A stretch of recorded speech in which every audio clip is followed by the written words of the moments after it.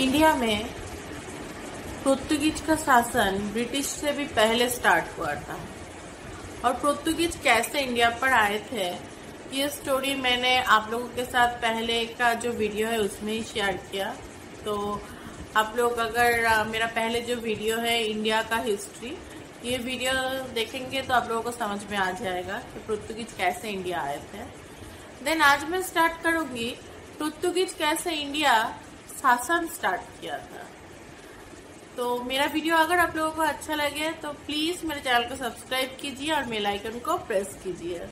Vasco दा gamma India से जाने के कुछ दिन बाद ही और एक पुर्तगीज इंडिया का कालीकट बंदर पे ही आया और उस पुर्तगीज का नाम था अल्वारेज।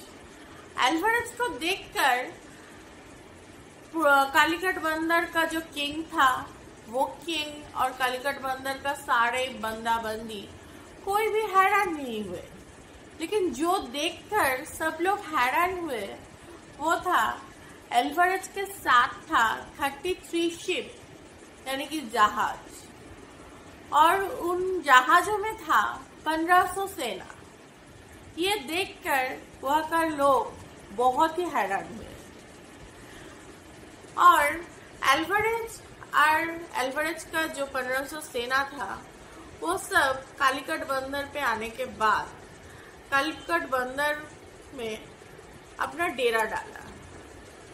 पहले तो कालीकट बंदर का किंग बहुत ही कोशिश किया उन लोगों को वहां से भगा देने का, लेकिन वो नाकाम रहा क्योंकि किंग के हाथ से पूरा खेल ही तब बाहर निकल गया था। इसके कुछ दिन बाद वास्को दा गामा भी फिर आया इंडिया का कालीकट बंदर पे। देन वास्को दा गामा भी अल्वारेज के साथ कालीकट बंदर पे रहने लगा और इस समय से ही स्टार्ट हुआ कालीकट बंदर में रहने वाले नॉर्मल जो पीपल थे उन पीपल पर अत्याचार। इस समय इंडिया पे जो सम्राट था वो था दिल्ली सल्तनत पर बैठा हुआ सम्राट अकबर।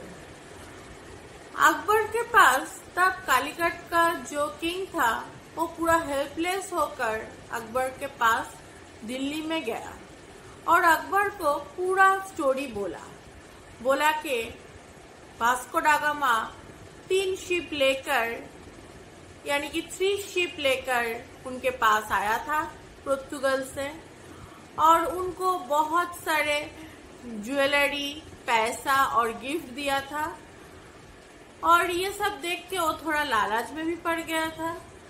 और इसके बाद वास्को दा गामा ने उनको ऑफर किया था 100 रुपीज के 100 रुपीज देकर वास्को दा गामा ने उनसे 3 शिप भर के बहुत सारा मसाला लेकर खुद के देश में गया। लेकिन अभी वास्को दा गामा और उनके साथी फिर से वापस आ गया और वापस आकर हमारा कालीकट पे उनका डेरा डाला और कालीकट का बंदर में जो लोग रहते हैं उन लोगों को बहुत अत्याचार कर रहा है और इस सबसे भी बड़ा जो बात है बहुत लूट कर रहा है वो लोग। ये सुनकर अकबर ने पहले तो बहुत गुस्सा किया, अब खुद का ही सिक्का खट्टा हो जाए तो क्या कर सकते हैं लोग। तो अकबर के साथ भी ऐसा ही हुआ।